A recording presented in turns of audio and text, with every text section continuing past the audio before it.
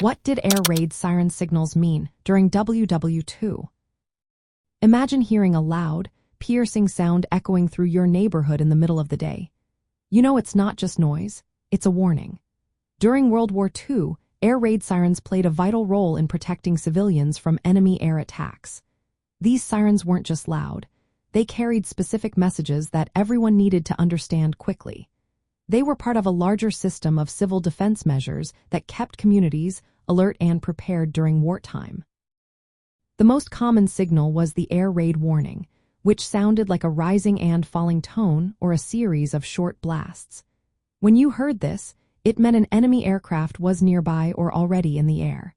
People had to immediately find shelter, like going into basements, air raid shelters, or designated safe spots. Civil defense wardens would also help manage the crowds and make sure everyone was safe. Once the danger was over, the sirens would switch to a steady, continuous tone. This was the all-clear signal, telling everyone it was safe to come out of their shelters.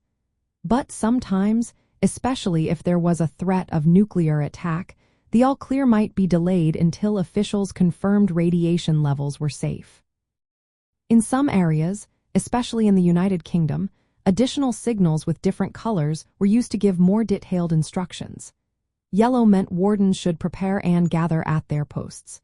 Red signaled that an air raid was imminent and the public should take cover immediately. Green indicated the raid had passed and patrols could resume. White was used to tell everyone the danger was over and it was safe to leave shelters. These siren signals had to be loud and distinctive enough to be heard over city noise.